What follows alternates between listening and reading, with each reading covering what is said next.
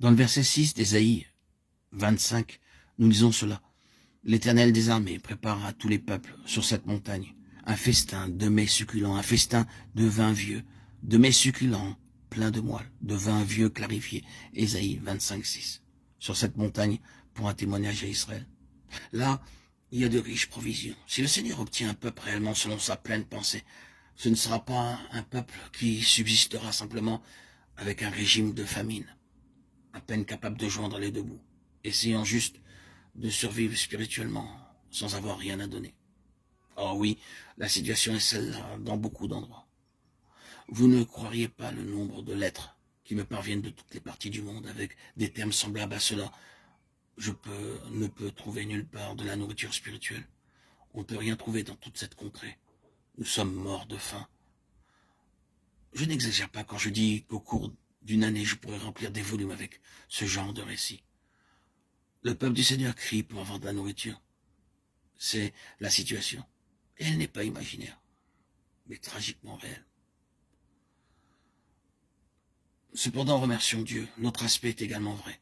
Il y a un festin de mets gras quand vous êtes dans la direction de la pleine pensée du Seigneur et que vous êtes préparé à en payer le prix. Le prix pour être pour lui un instrument. Non pas le prix pour le salut, mais le prix de l'appel pour le servir à lui. Alors, vous pourrez avoir une table bien pourvue, un festin de choses grasses, avec l'abondance pour vous-même et suffisamment à donner pour les autres. Ah oui, c'est vrai, il n'y a aucun besoin, aucun manque, il y a débordement d'abondance dans Sion, sur cette montagne. Sur cette montagne, Sion, le témoignage est pour le triomphe complet du Seigneur sur la mort. Le témoignage d'une vie qui a vaincu la mort. Et cela procède de son absolue seigneurie, c'est une partie de cela. Mais elle se manifestera là où le Seigneur obtiendra le peuple de Sion, et vous aurez un témoignage de vie inhabituel. Vous ne pouvez obtenir un peuple qui soit entré dans ce que Sion signifie en parvenant à la plus pleine pensée que Dieu possède en son Fils. Alors vous trouvez la vie. Ensuite, pour terminer, sur cette montagne, il anéantit le voile qui est sur tous les peuples, la couverture qui couvre toutes les nations, Ésaïe 25, 7, 8. Cela signifie simplement que le témoignage qui se manifeste est un témoignage de révélation et d'illumination, où le peuple qui était assis dans l'obscurité peut voir. La parole concernant Sion est ici, dans Ésaïe. Lève-toi, sois éclairé, car ta lumière arrive. Et la gloire de l'Éternel se lève sur toi. Ésaïe 61.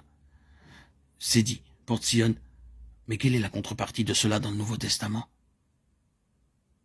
Je pense qu'elle est dans les dernières lettres de Paul pour l'Église. Considérons ce mot de gloire dans les Éphésiens. Il est notable que ce mot de gloire a une grande place dans ces épîtres écrites en prison.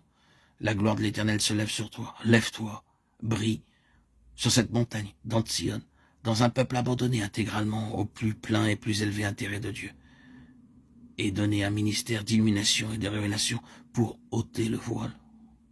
C'est cela le témoignage pour Israël. L'Israël spirituel de Dieu. C'est là que montent les tribus de l'Éternel.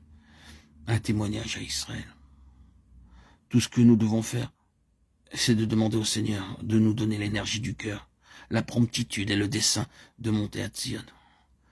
Et cela signifie spirituellement d'avoir les chemins de Sion dans nos cœurs. Ils trouvent dans leur cœur des chemins tout tracés. Psaume 84, 5. Cette voie qui conduit à Sion est une affaire de cœur.